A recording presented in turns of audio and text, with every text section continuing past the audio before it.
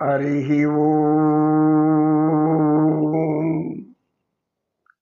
యోగ సాధకులకు, సకల మానవులకు, ఆత్మస్వరూపులందరికీ నా హృదయపూర్వక నమస్సుమాంజలు. విధములుగా జీవించడానికి కారణమేమి అని అడిగాడు.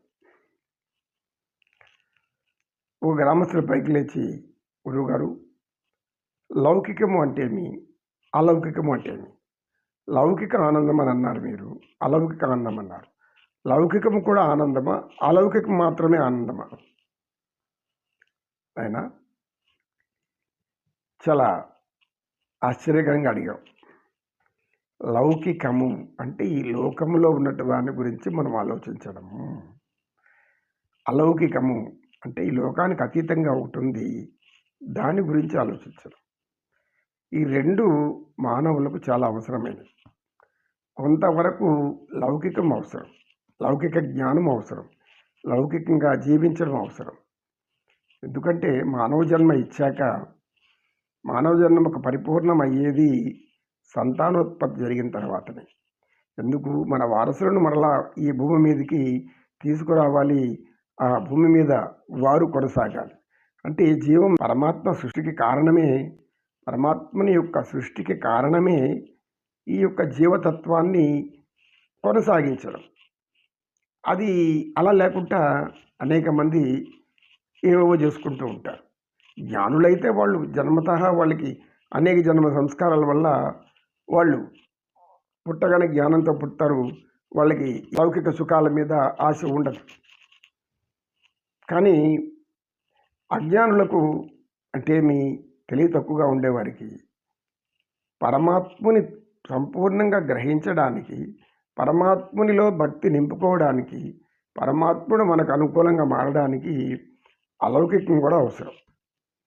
కొంత వయసు వరకు ఈ లౌకిక ఆనందం ధర్మబద్ధంగా అనుభవించాలి. ధర్మార్థ కామ మోక్షాలు, చతుర్విధ పురుషార్థాలు అంటారు. పురుషుడు అంటే మగాడని కాదు, ఆత్మ అని. ఆత్మపరంగా స్త్రీ వివాహంలో వివాహ వేదిక మీద పురోహితుడు ఈ మంత్రం చెప్పి స్త్రీ చేతిలో పెట్టి, స్త్రీ ఎందుకంటే స్త్రీ చేతి పురుషుడి చేతిలో పెట్టి పెట్టడం అని అంటే నీకు అప్పచెప్తున్నాము అని. అంటే ఇది వరకు మన సాంప్రదాయంలో స్త్రీలంతా కూడా ఉండేవాళ్ళు. ఇప్పుడు గృహానికి పరిమితం లేదు. ఇప్పుడు అందరూ కూడా అన్నీ సమానంగా ఉద్యోగాలు చేసుకుంటున్నారు.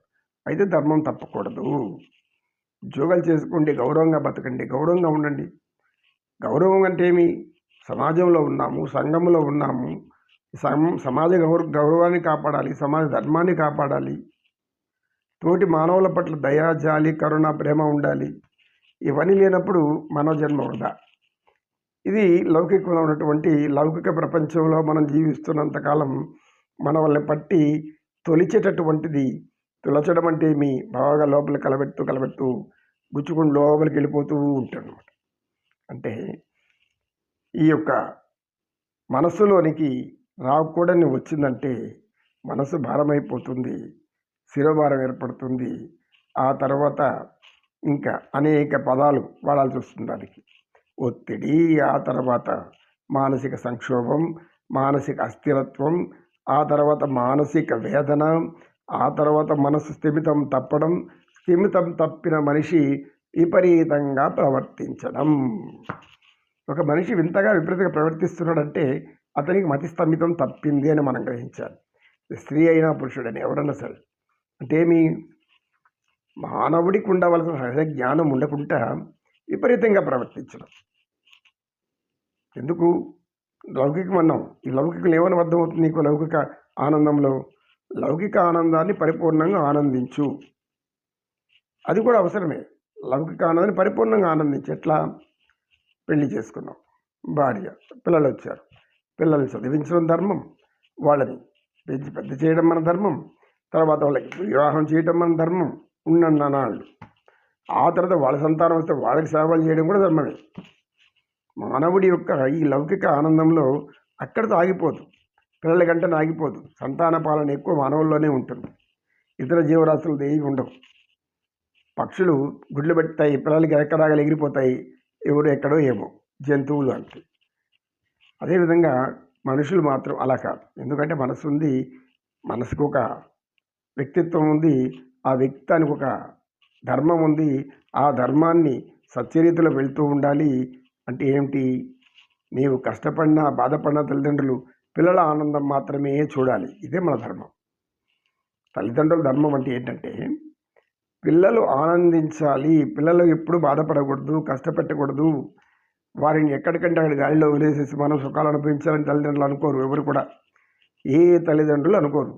అలా అనుకున్నారు అంటే వారు మతి స్థిమితం తప్పినవారు. అంతే కదా. మన సంతానం మన కళ్ళ ముందర బాధపడుతూ ఉంటే ఆనందించే తల్లిదండ్రులు ఏమంటారు? ఎట్టన్నామండి, వాళ్ళు ఏమన్నా ఉండి చెడు కోరరు. ఎవరు కూడా కోరుతున్నారంటే వాళ్ళ విపరీతమైన మనస్తత్వం ఉంది, అది మతి స్థిమితం తప్పిన దారిలోకి వెళ్ళిపోతుంది. వెళ్ళిపోయినప్పుడు ఇక హింస తప్పితే ఇంకోటి ఏముండదు. వాళ్ళు హింస అనుభవించాలి, వాళ్ళు హింస అనుభవించాలి. ఒక వ్యక్తి ఉన్నాడు, ఆ వ్యక్తి ఒక మంచి ధనం మస్తు సంపాదించాడు, కోట్లు సంపాదించాడు, భార్య సుఖం పొందాడు. ఒక భార్య కాదు, 2 భార్యలు, 3, 4, 5 భార్యలు 6 భార్యలు పెట్టుకుంటాడు. ఆవిడ ఏంటేమి చట్ట ప్రకారం ఒకటే భార్య ఉండాలి, కానీ చట్ట విరుద్ధంగా ఉంటారు వాళ్ళు. ఇప్పుడు కొత్త వచ్చేసినాయి కాబట్టి విడాకులు చేయడం దానికి విడాకులు ఇచ్చడం ఇంకోదాన్ని పెట్టి ఇట్లా ఈ విధంగా ఉంటారు. ఇలా మార్చుకుంటూ వెళ్ళిపోతుంటారు. అలా మార్చుకున్నప్పుడు ఏమవుతుంది? సంతానాలు ఎవరికి ఎట్లా పుట్టారు, ఎవరు ఎట్లా పోయారు ఏం అర్థం కాదు. అలాంటి పరిస్థితులకు వెళ్ళిపోతారు. కనుక సంతానాన్ని మనం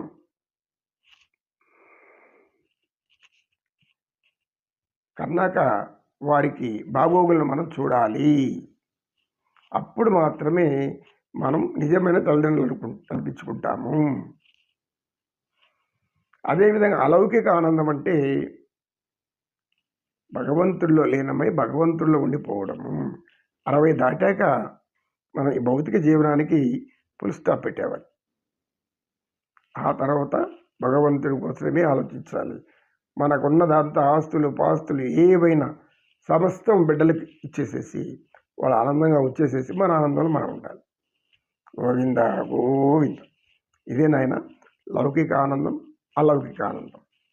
సర్వే జనాః సుఖినో భవంతు, సమస్తన్మంగళాని సంతు. ఓం శాంతి శాంతి శాంతి. ఏతత్ సర్వం శ్రీకృష్ణార్పణమస్తు. ఓం తత్సత్. కృష్ణం వందే జగద్గురు.